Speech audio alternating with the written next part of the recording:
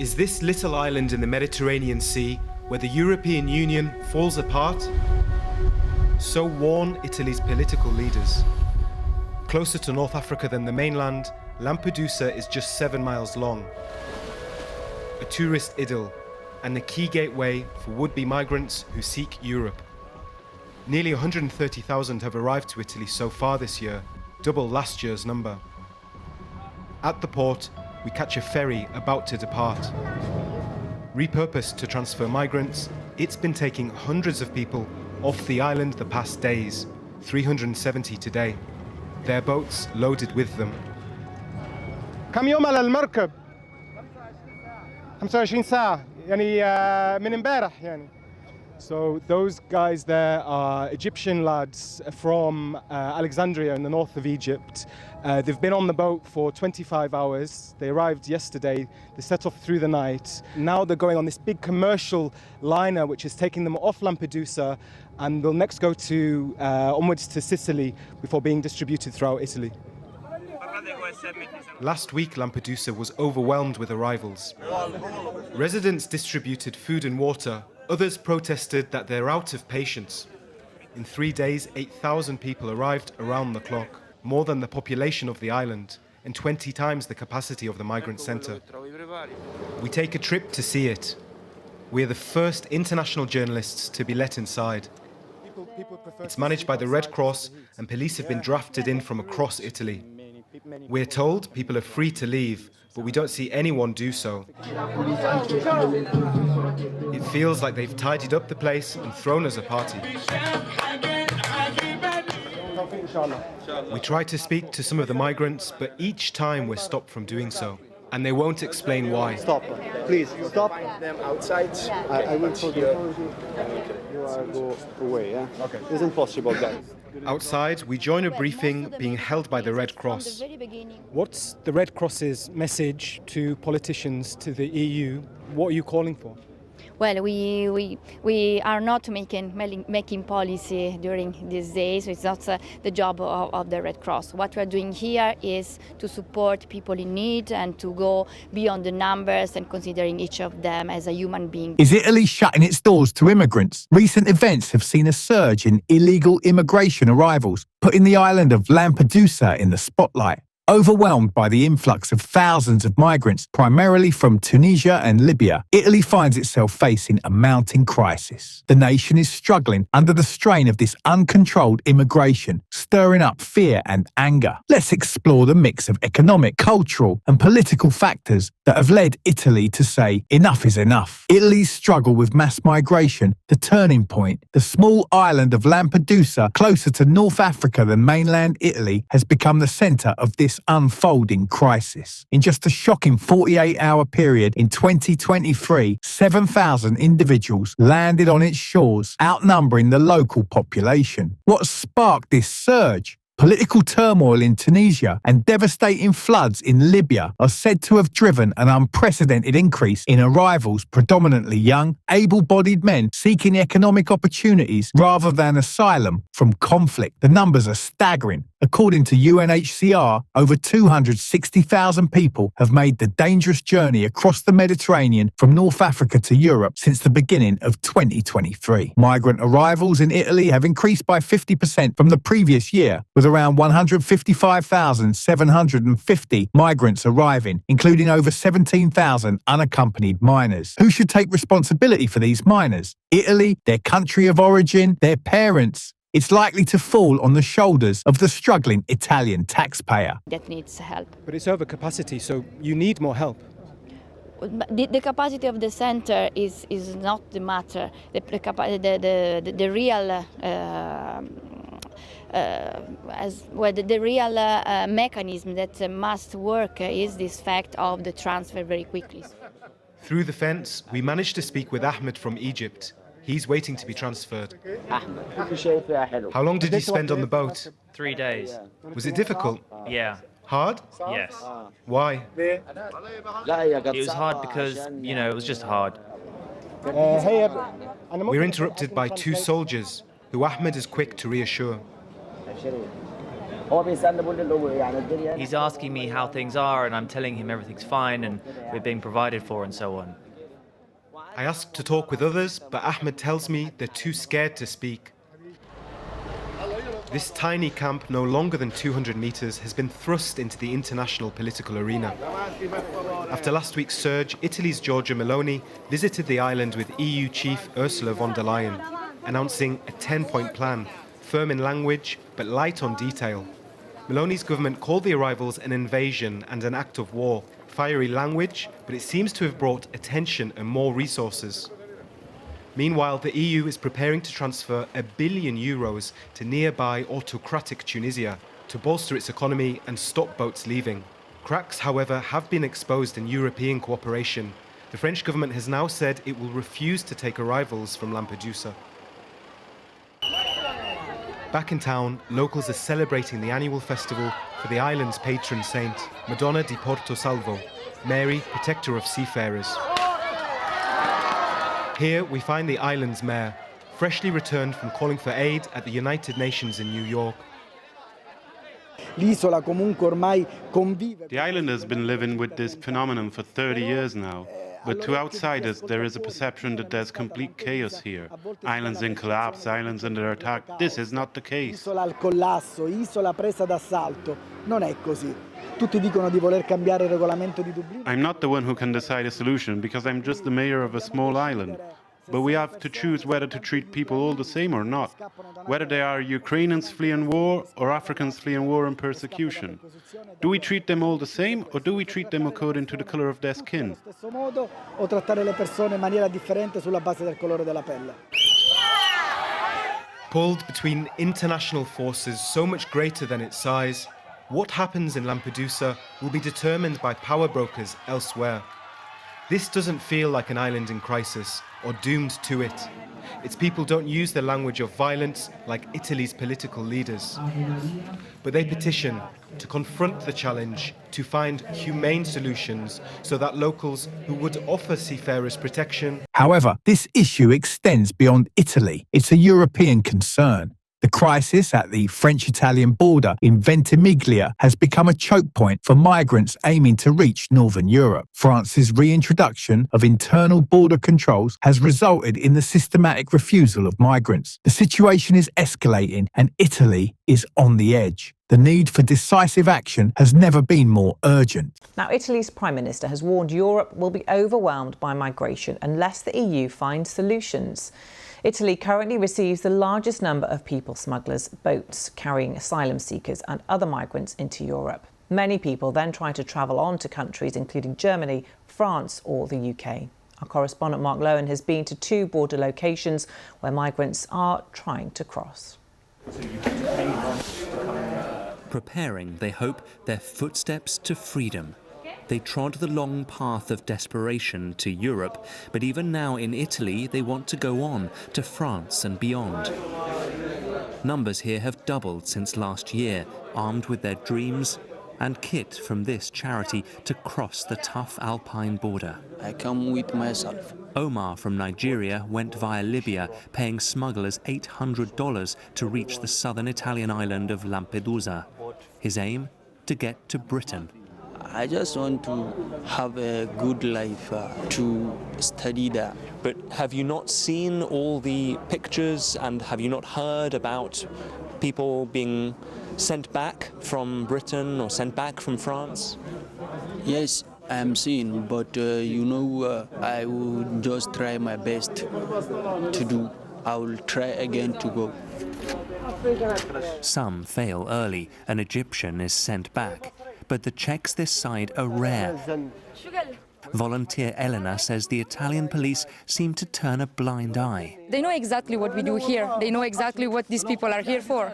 So it's like a game somehow. They know, but they pretend not to know.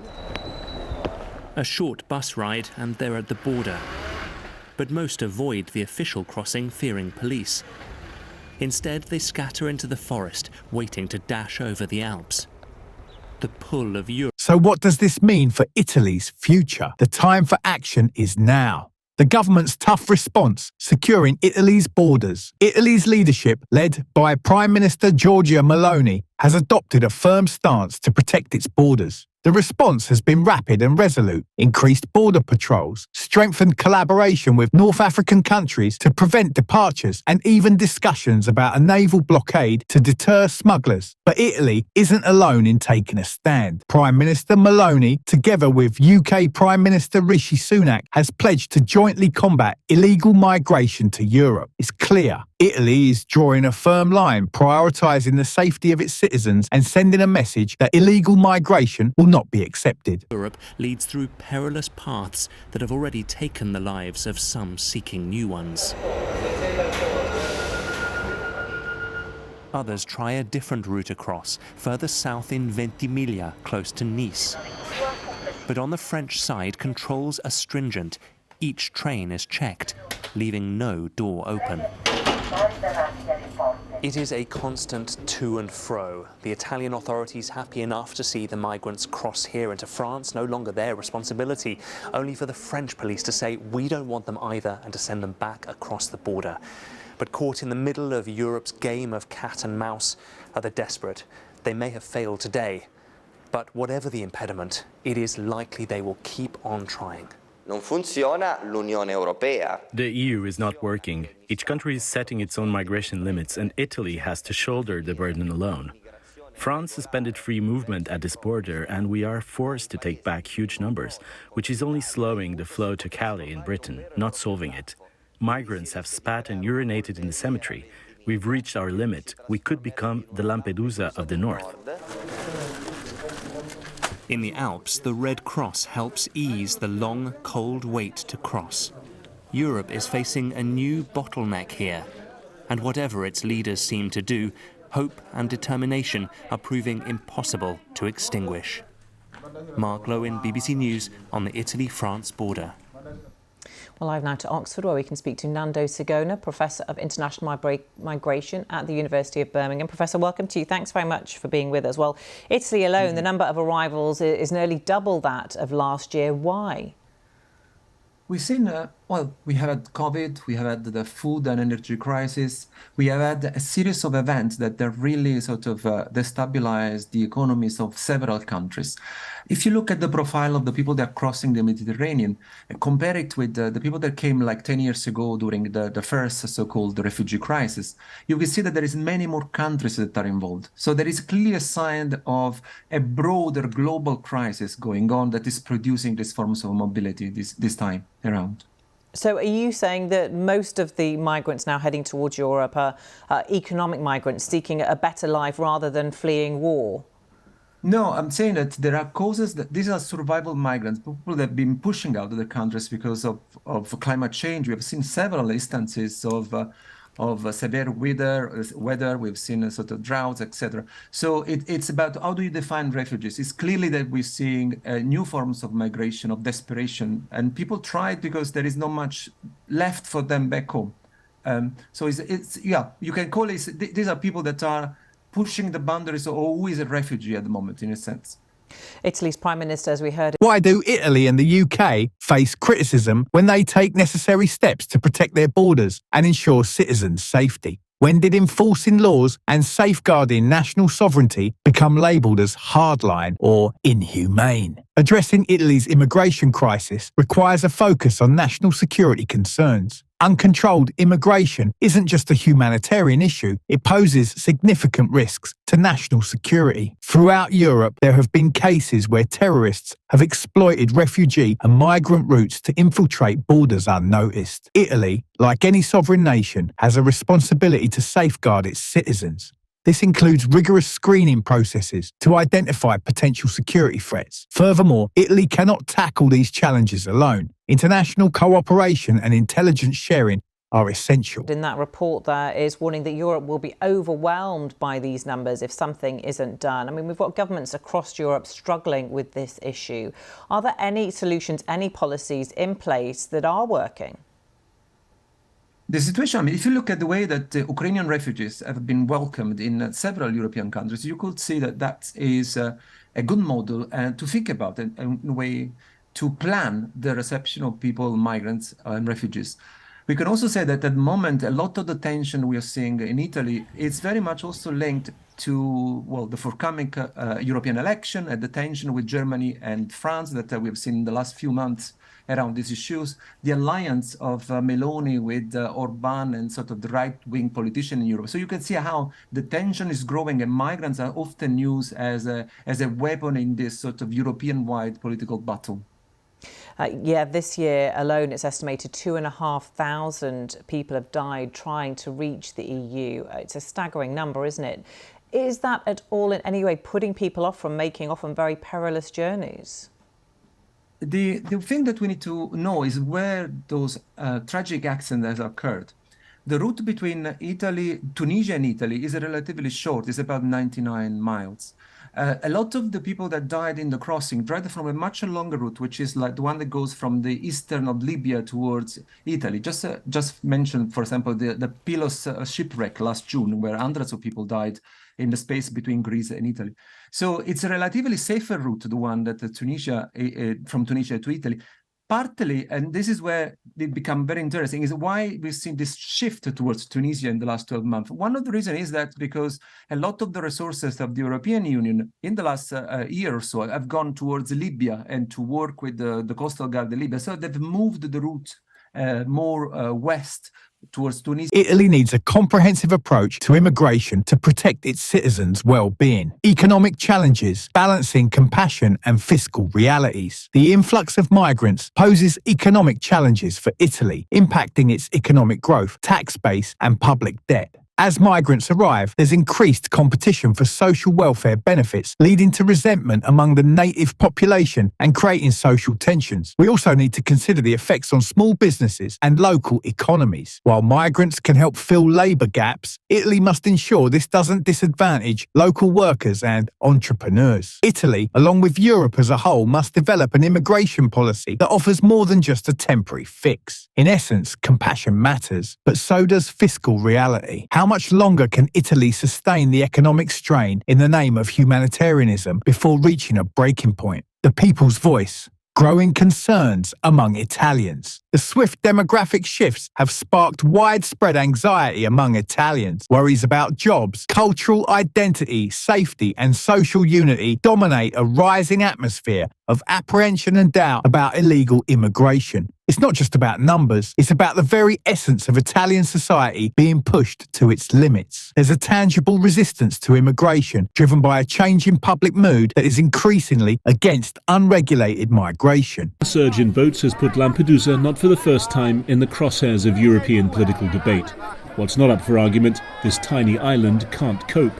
Thousands of new arrivals have overwhelmed the reception centre built for 680. Basic needs are going unmet. 3 good days I haven't eaten, and I've seen some people 4 good days they haven't eaten anything. What I want is, to get me out of this prison. I call this place prison. It's just like prison. For most, nights here are spent in the open, days seeking whatever help there is. Even to get a little bit of bread has been difficult. This is not good. It's been 5 days we have been saying, please help us get out of this place. And yet more still come, hundreds on Saturday alone. Lampedusa is less than 150 kilometres from the Tunisian coast and has become the main sea route from North Africa into Europe. This spike being blamed partly on calm weather, partly on troubled negotiations between the EU and Tunisia. Lampedusa libera! Free Lampedusa, shouts the island's deputy mayor, saying the residents are tired and want to return to a life based on tourism and fishing.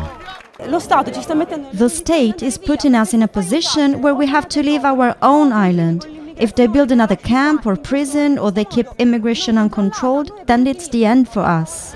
For a prime minister voted into power on promises of solving the migration issue, the chaos in Lampedusa is both a problem and an opportunity. I have written to the President of the European Commission to ask her to come with me to Lampedusa to personally realise the gravity of the situation we face and to immediately accelerate the implementation of the agreement with Tunisia by transferring the agreed resources. Ursula von der Leyen will be here on Sunday along with Giorgia Meloni, but it's far from clear exactly how much of what she wants Italy's Prime Minister will get. One demand almost certainly well out of reach, the idea of an EU naval blockade that would prevent migrant boats from reaching these shores. Some of the pressure is being relieved. Transfers to the mainland were continuing even through Saturday night. But this remains another in Lampedusa's long history of migration emergencies. The imperative is on the Italian and EU leaderships to find a solution. Harry Fawcett, Al Jazeera, Lampedusa. Right-wing conservative political parties are uniting around this wave of dissatisfaction, pushing for stricter immigration controls to safeguard Italian national culture. This isn't just rhetoric, it mirrors a broader European crisis where citizens are calling for measures to protect their national identity and security. Public sentiment is characterised by deep frustration and worry. Many argue that Europe cannot feasibly absorb the entire African population and insist on halting unchecked migration. Legal immigrants who have followed the rules feel unfairly treated when they witness migrants entering with relative ease. There's a prevailing concern that many of these migrants could end up unemployed or involved in criminal activities, exacerbating existing problems like the housing crisis. 2 dead and 30 missing. That's what survivors are saying after being rescued over the weekend by the Italian Coast Guard and the NGO Open Arms. For 2 days, dozens of migrants have been floating in the Mediterranean Sea after 2 boats shipwrecked off the Italian island of Lampedusa. In another particularly risky operation, 2 helicopters battled strong winds to pull to safety migrants stranded on a cliff since Friday, victims of a 3rd shipwreck. Rescue operations to recover a group of migrants stranded on a cliff have concluded. A total of 34 people recovered, including a minor and 2 pregnant women, by Alpine Rescue, the Italian Air Force, and by the firefighters. The Italian Coast Guard said that in 2 operations it saved 57 migrants and recovered the bodies of a child and of a woman on Saturday. According to the International Organization for Migration, before the 2 latest confirmed deaths, some 2,000 migrants were known to have perished in 2023 while attempting the Mediterranean crossing to Italy in boats launched from North Africa. On Friday, the Italian Interior Ministry published data showing the country was experiencing a surge in sea migration. So far this year, almost 92,000 migrants arrived in Italy, compared with around 43,000 same time last year. Earlier in July, Prime Minister Giorgia Meloni condemned the waves of immigration. Mass illegal immigration harms each and every one of us. No one benefits from this, except criminal groups who get rich at the expense of the most fragile. Meloni has tried to galvanize the EU to join it in efforts to coax Tunisia's leader to crack down on migrant smuggling. However, despite a flurry of visits by European leaders to the country, the boats keep being launched nearly daily from Tunisian ports. The current handling of migration risks weakening social safety nets. There's a push for a more targeted immigration strategy. Many Europeans feel their governments should prioritise safeguarding citizens' culture and national identity. Italy needs to weigh the effects of illegal immigration on its cultural integrity, economic strength and internal security. Ultimately, moving forward will demand political bravery. Only by openly addressing diverse public opinions can Italy and Europe as a whole navigate toward a better future. Let us know your thoughts in the comments below. For more content like this, be sure to subscribe to the channel.